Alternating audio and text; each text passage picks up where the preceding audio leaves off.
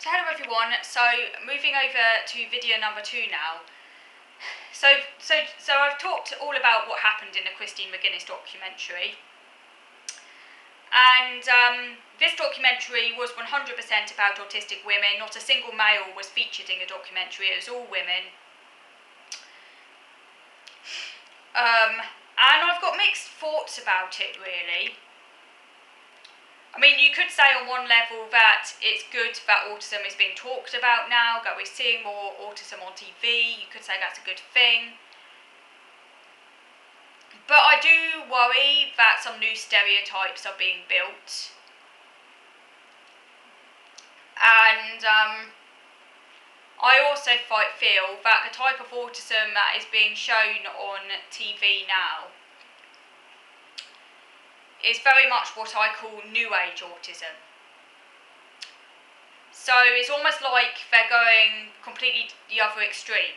So whereas in the past, the only autism you tended to see shown on TV was those with classic Canner type autism, you know, minimally verbal, very sort of stereotypical interest, trains, I don't know, lining up toy cars. It was the kind of male stereotype, nearly always boys, and things like that.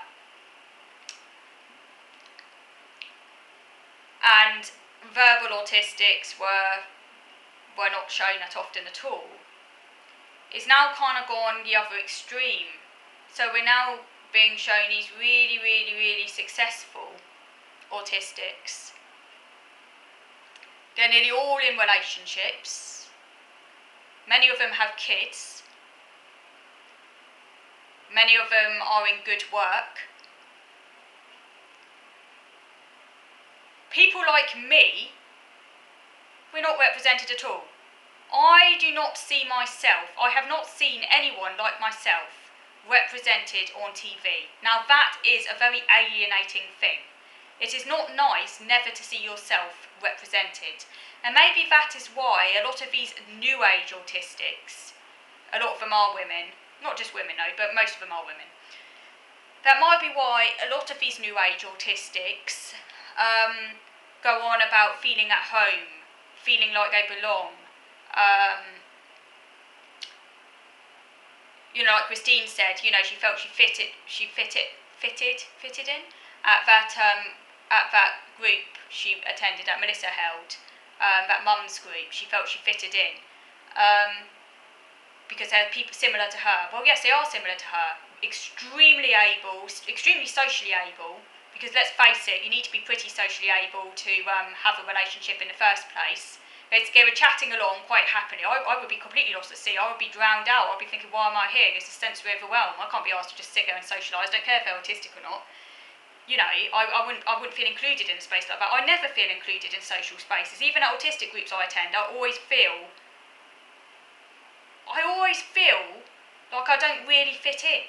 I've never felt like I fit in because my social disability, the social disconnect, the theory of mind issues, the autism for me is pretty pronounced. And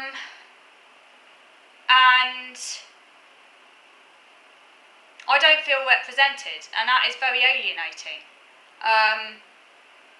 When they do show those who are more severe, it's usually those who don't speak very well or are minimally verbal, or who have very extreme behaviours. They miss those like me, who might be highly verbal and appear, you know, if someone sees me talking, right, they don't think I'm disabled. At least, well, when I get to know me, then they realise, but I mean, they don't initially because I can talk really well. Surface appearances, you know, because I can talk so incredibly well. Stringing plenty of words together very fluently. Yeah, I've got it all sorted, haven't I? That does not mean you can interact, not in a true sense. Talking does not mean you can interact. I wish people would understand that. Yes, when I'm with a support worker, I can appear to be interacting very well. with a support worker because it's scaffolded, like that 4-year-old with their grandmother. That's not my peer group. A peer group would be a random social situation where I'm not in control, okay, or with someone who's not there to support me, or whatever, where there's no structure and it's not like a one-to-one structured interview, like whatever session, where there's structure and like I attend meetings, like I don't know with like when I was attending that meeting with the county councillor, for example, that wasn't a peer group interaction, that was a structured interaction about a theme. I'm fine in situations like that, particularly if I've prepared for them. We're talking here about peer group, normal social interactions, get neurotypicals taking their stride, the types of interactions where you make friends, where you form relationships, where you go out together, where you form connections. I cannot do that. Because I just don't have that ability to do that,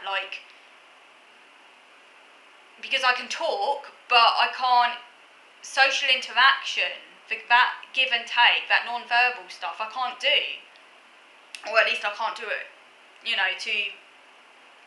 I can't do it in a way in terms of making friendships and stuff like that. And that's deeply alienating. It would be less alienating, I think, if people appreciated it more, but because I could talk so well, I don't think people realise it, so I'm in this doubly alienated kind of excluded existence, because I'm severely socially handicapped, and I mean severely socially handicapped. I've never been able to make a proper friend, and it sucks that my brain I will never be able to have that part of human experience, because I can't connect with people normally. I don't have the Wi-Fi, it's not there. The closest I come to it is when I'm with a support worker, but that's because they're scaffolding it, and that's because I'm in control. I guess that's probably the only type of relationship I'm capable of having is with a support worker, you know what I mean? Like a carer or someone who's essentially looking after me, because I'm in control. I guess it's like a child and an adult. I'm not a true adult there, they're helping me, it's fine. That's okay, as long as I'm in control and they do what I want them to do. But yeah, that's as good as it's going to get for me. Or maybe there's someone out there who's happy to have a relationship that isn't balanced. But not many people are they? Most relationships